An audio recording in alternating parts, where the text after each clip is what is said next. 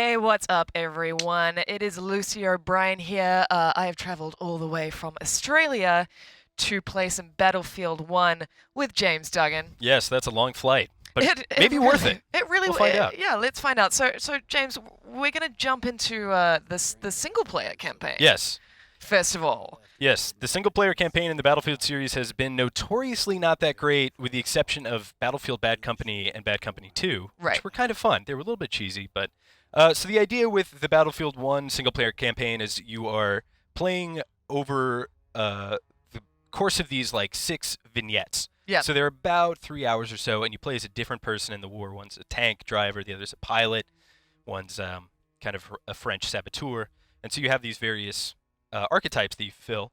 But at the end of the day, a lot of it kind of just comes down to just shooting people, which Right. is something you tend to do in the Battlefield games. Yeah, because of course you previewed Battlefield 1 for IGN I did. already. I read your preview, very well written. Oh, thank you. And yeah, it does sound like it's fun, but it's not like incredibly new. Yeah, it it is thinking out of the box with some of the narrative beats they have. There's a moment in here that we're going to get to, and we can see right now. Actually, this is Daniel Edwards, our protagonist for the remainder of this campaign, and he starts out as a lowly chauffeur. Okay. And he just kind of gets, like so many people in World War I, kind of swept into this war effort and becomes a tank driver. And we can see a little flashback here. And this is a bit of where the campaign hits, I think.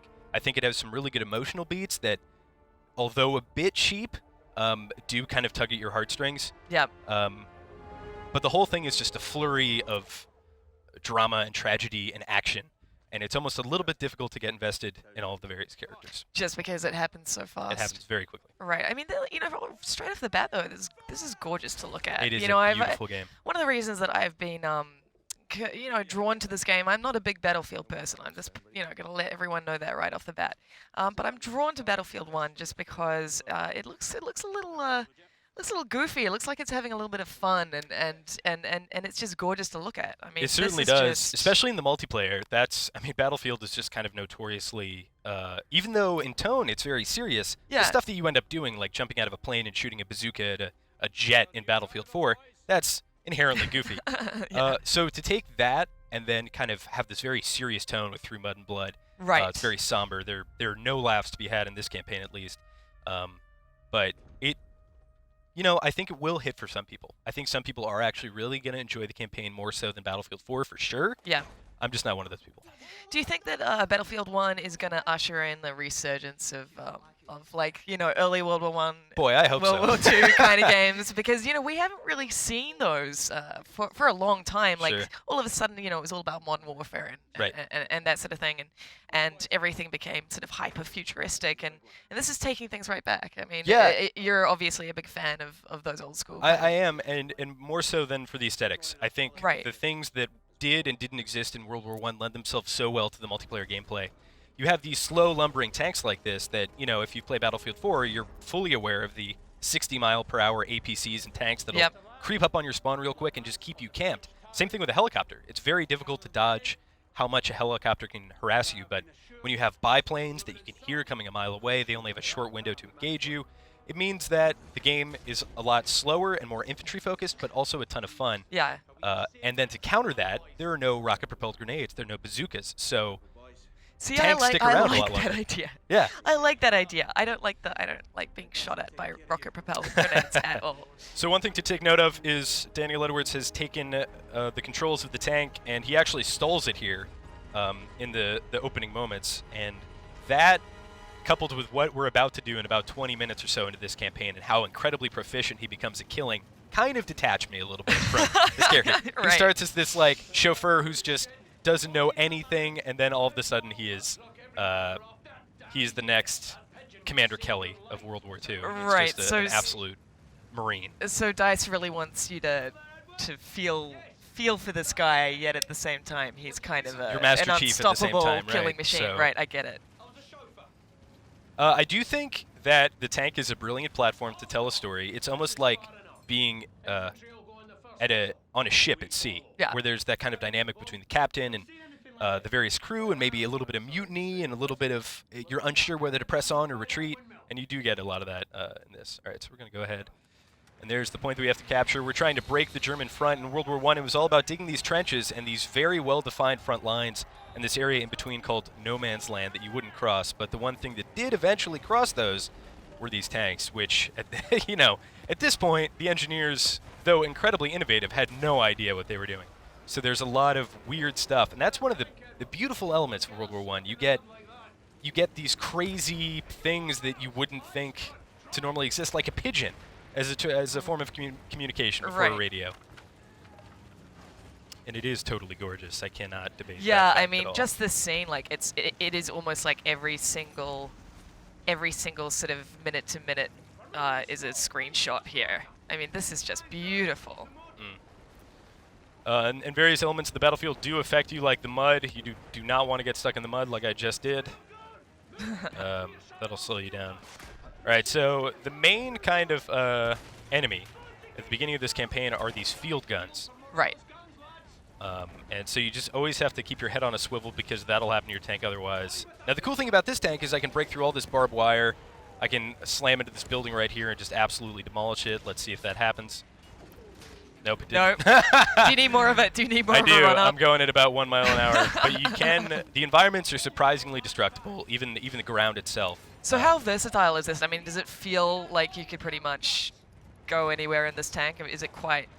Yeah, sort I did get myself stuck, and I had to reload the first time I played this. So I am Right. a little bit wary, but for the most part, you can climb straight over trenches. Okay. You can get through mud. I can switch over here to a machine gun when the infantry kind of come in and just cause unparalleled destruction. And something that was, like I was talking about a little bit before, the World War I is a time where there was this double-edged sword of you have these incredibly powerful tanks, Yep. but at the same time they're very unreliable.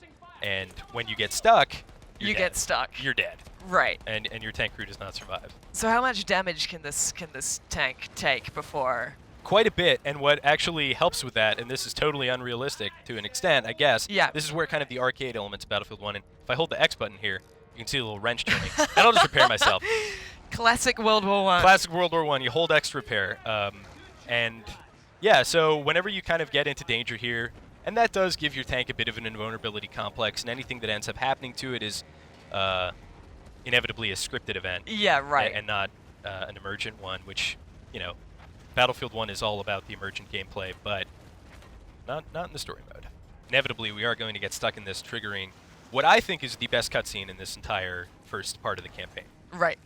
This is where it had me emotionally invested, and it's all about imagery here. We'll see in a second. I'm going to shut up in just a second when this cutscene starts, and you guys at home can kind of form your own opinions about how well they're telling a story. Stop shooting me, bro. All right, so here we go. All right.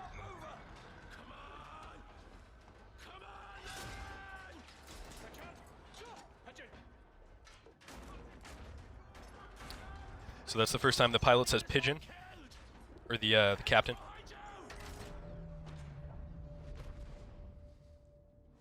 And at this point, as players, we're unsure of what this pigeon is signifying. Okay. We are new. Daniel Edwards is a very new tank driver. And there's kind of this internal debate within the tank about whether to release the pigeon or to not release the pigeon. And as a player, we're not really sure what that means, and we're just following orders at this point.